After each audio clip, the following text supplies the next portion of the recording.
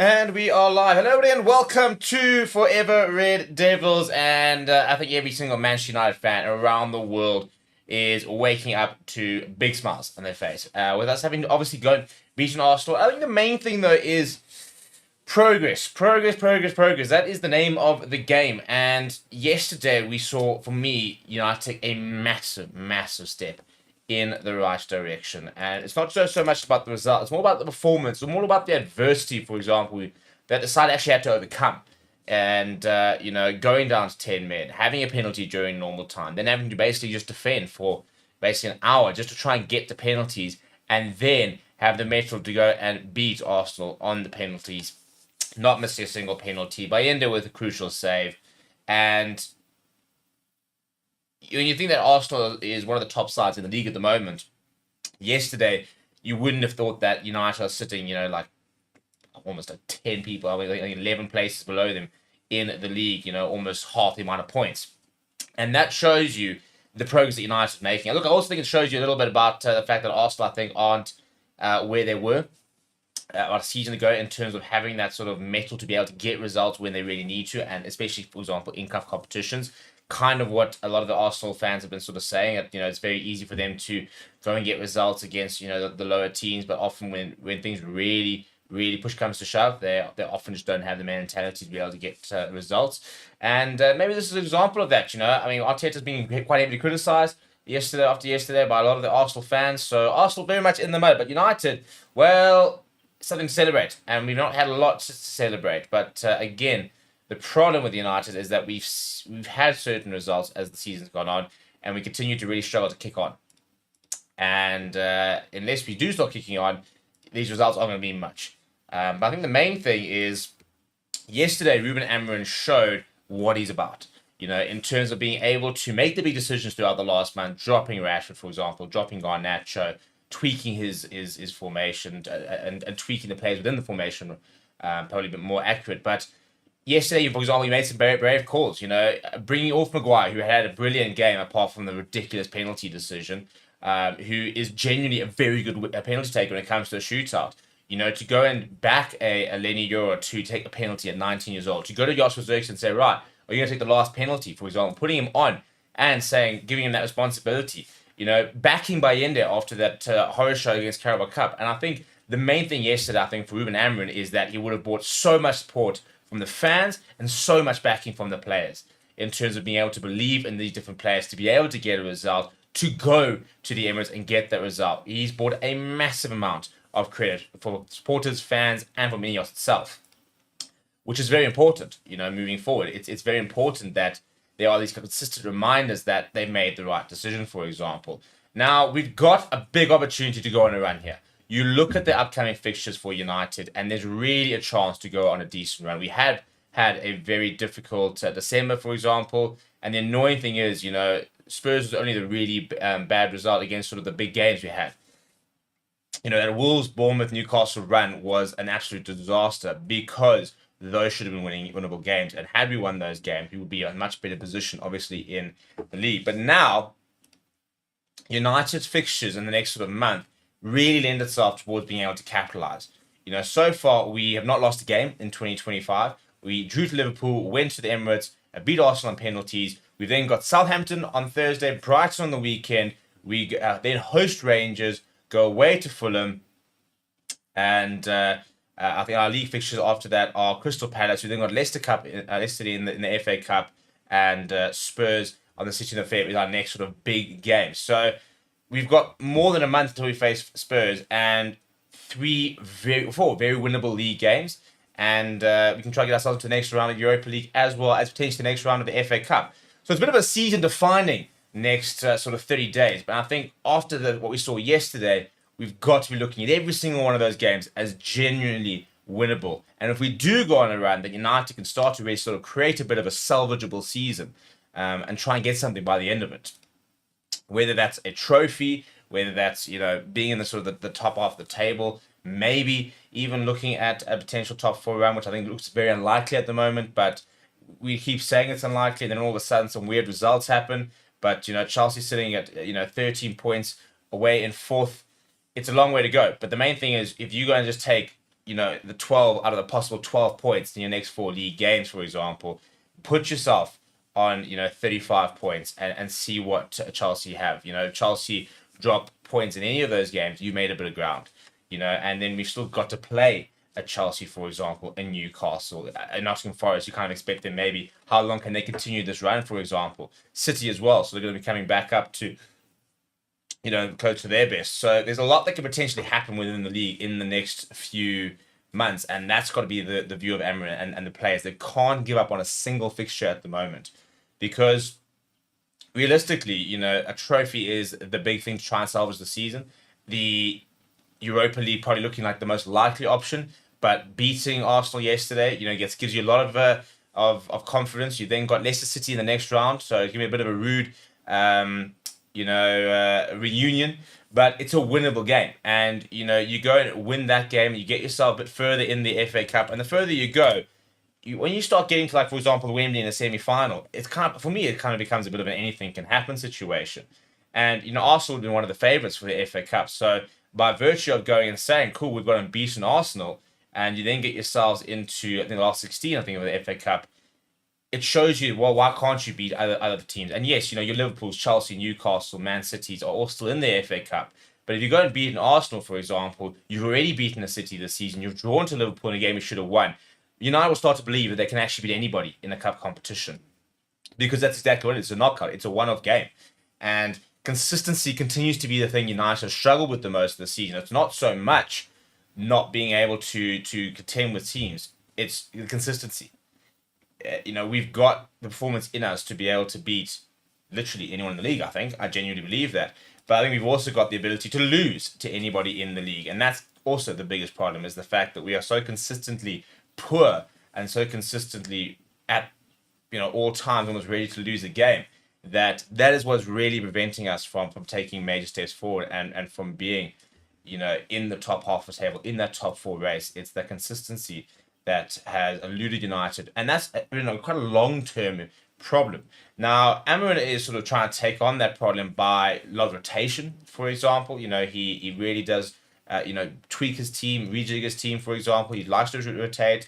I'd be very interested, for example, to look at the minutes per player. Well, since he's been Bruno Fernandes, for example, obviously the likes of Martinez and Ugarte playing a lot more than some players, but often he is tweaking players, here and there. He is starting a Xerxes, then he's starting a Højlund.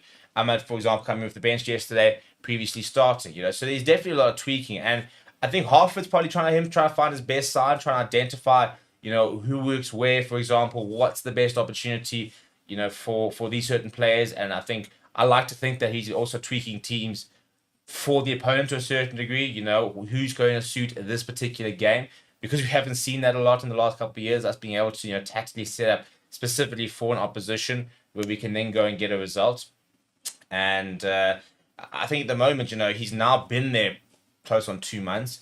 He will be a lot more aware of the players he can trust, which players maybe you can't trust, and what he's going to get out of his players. For example, the back three of Lisandro Martinez, Harry Maguire, and Matthijs de Ligt very much seems to be our best 3 at the moment, which I think was always going to be so far this season. Lenny Euro, for example, is going to continue coming off the bench. He'll probably start on Thursday, to be I'm perfectly honest, against Southampton, and get some more minutes and stuff like that. And we're seeing a really, really talented young player. But I like the fact that it's not, necessarily just throwing him to the wolves all the time. He has, for example, sometimes been, given a really big opportunity and a big game to try and play. But it's not consistently just, we're going to play him regardless. And even if he fails, we'll just keep playing him. It's about finding the times to give him the good minutes. And I'll tell you what, credit to, for example, Harry Maguire, who I think has been absolutely tremendous this season.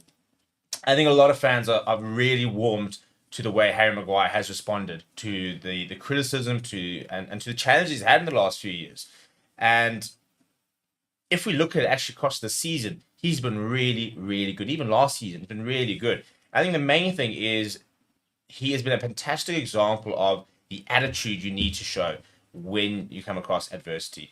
This is somebody who obviously had the whole incident in Mykonos, for example. He was then stripped of the captaincy. He's been belittled by the media, by fans, and he's remained a complete professional. He's put his head down, and he's become a mainstay in the United defence, and he's becoming one of the most reliable players we have in the squad. So whether he goes or whether he stays this summer, I think you can really look at the last 2 years and he can be really proud of what he's done. He's put in some immense performances. He's stayed away from the media. He's never reacted. He's never taken the bait. He's just gotten down to work. I think a lot of young players can look at that as a good example of how to deal with the pressures that come with playing for like United. And I really hope he continues to sort of show this again, even if he leaves, for example. But we can try and get a better price for him.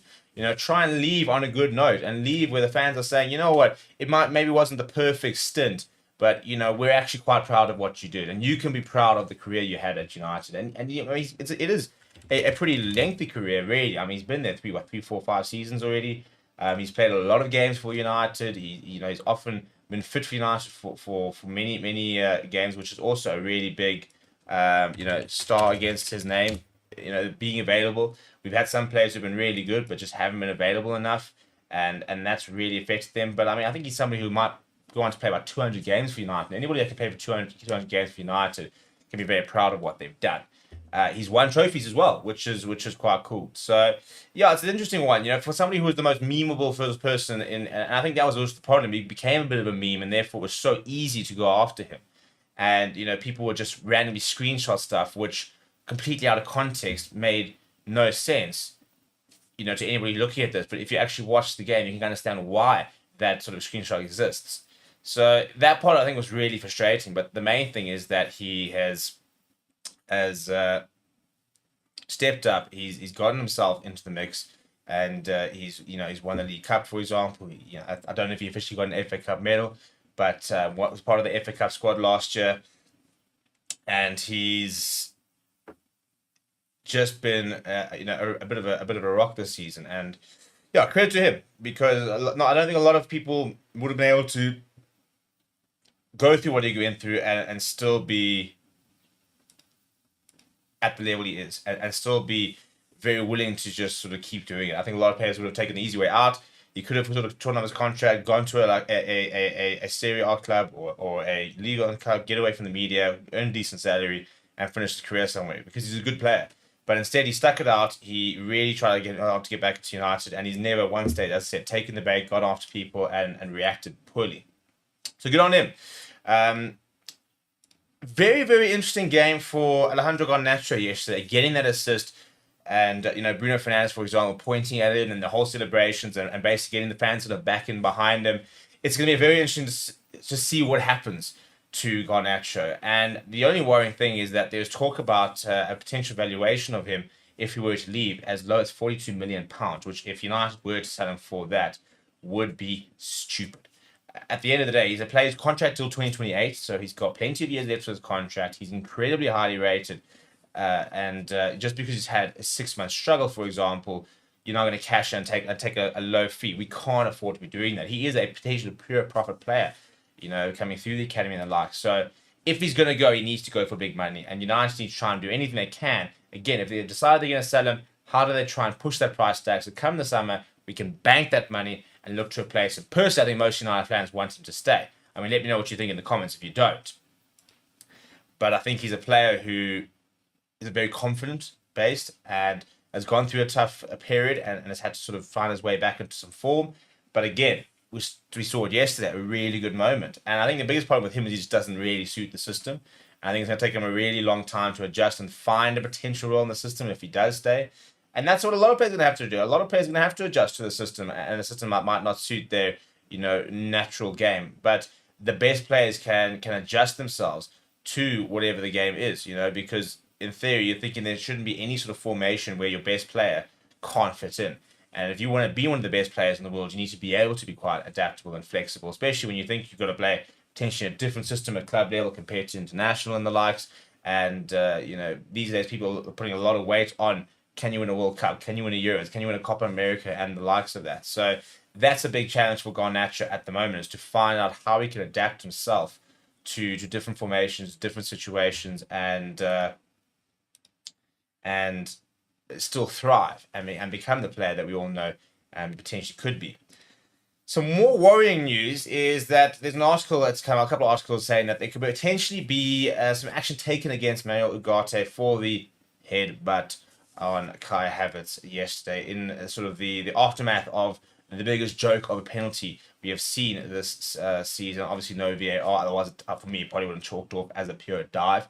And, I personally think that Harry Maguire's card should be rescinded. But in the aftermath, a lot of pushing and shoving. And then there is what does it look? I mean, there's a screenshot. There's a freeze frame of a potential headbutt. But you go and look at it, it's absolutely nothing yet. It's another big dive. And I mean, the Arsenal fans are going down as soon as the wind blew up a little bit yesterday. But there is talk that potentially you might be looking at a potential ban for him if they do look at it retrospectively. Talks about a 3-match ban, which would be an absolute disaster for United in terms of just how good he's been for us. Will he get banned? I don't think so. But there is a possibility. So we have to wait and see what happens before Thursday. I really hope he doesn't. And I really hope the FA just... for me, it's a bit of like, well, maybe there could be a ban there, but also we have to sit there and watch that ridiculous dive from Kai Havertz when the penalty was awarded, and it was absolutely pathetic. I mean, to award a penalty for that is embarrassing, to be honest. I would personally... I mean, you're going to see retrospective action against Ugarte. I think Havertz should be CBA. I mean, he had a card added to his record for simulation. And I don't know if there's going to be VAR in the 4th round. I don't think it's actually been announced yet, but I really hope that they do look at it.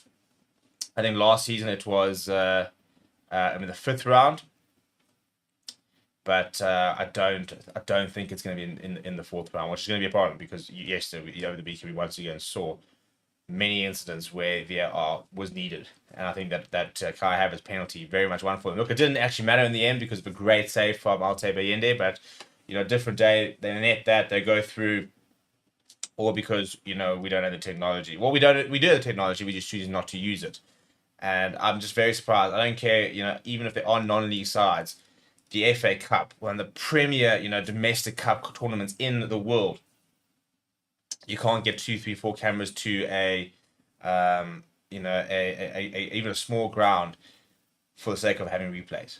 I don't understand it. I mean, these days you can live stream small club games. You've got these YouTube clubs in non-league football with 3, 4 camera angles, live streaming their games with highlights and stuff. And I'm not saying you need goal line technology, for example. I can understand it's very expensive. And I'm not saying you need to then have, offside technology and the likes. But things like penalties, for example, tackles, where you've got, all you need to have is replay technology. I mean, if there's free replay technology, I could set up right now. I can go and set up a camera in my garden with a camera and have replay technology, and we can't be doing it at the highest level in the FA Cup. It blows my mind that we're not there yet in 2025. People have got, there's AI camera tracking cameras where entire clubs stream games with different angles all via AI, and cameras that move by themselves, and yet we can't have VAR. It just doesn't make sense to me. I can't understand it. I refuse to believe it'll be that expensive and that impossible to do.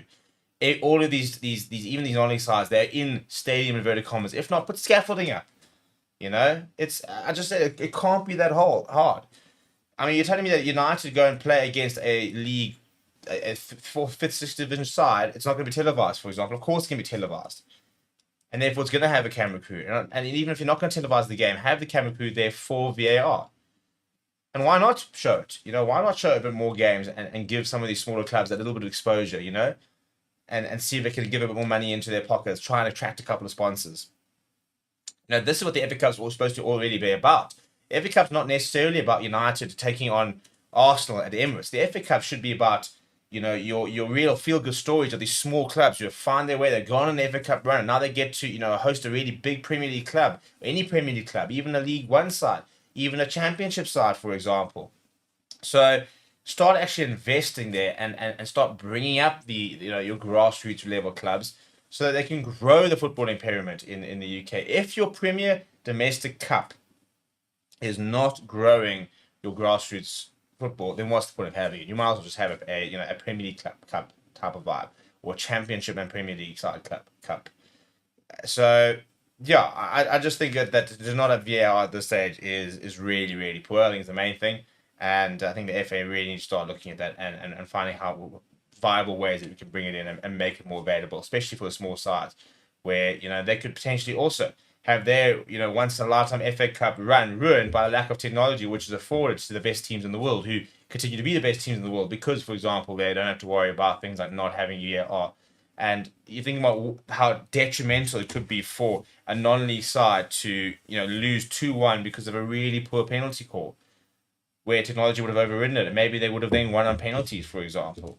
Or maybe they were 1-0 up and in the 90 minutes an equaliser and then they went to penalties and they lost. And, they've lost out on the money of going to the next round. They've lost out on the exposure going to the next round. So if you're going to take the FA Cup seriously and you're going to treat it as your big premier competition, get the technology in there and start taking it seriously yourselves. It's more than just what we see at Wembley in the semi-finals and the final. It's so much more than that. It's supposed to be a whole display of English football and all what sort of it looks like and why it's supposed to be some of the best football in the world and why the football pyramid's so impressive. But until you start doing things like supporting these smaller clubs, and that's not just financially. Again, it's evading the technology towards them. How go and give them VAR for things. It's something they never experienced. For example, give them that luxury, and don't make them have to get to a semi-final in Wembley just to be able to experience it. So yeah, I don't know. Let me know what you think down in the comments below. But that's gonna be enough for me for today. Tomorrow we'll be focusing a bit more on the transfers as we sort of gear up to Southampton. We might even be doing a watch on Thursday as well. So make sure you do turn your notifications on for that as well. Please do smash a like on the video. Please do subscribe to the channel as well. We'll see you guys all tomorrow, same time, same place on Forever Red Devils. Please do smash a like on the video and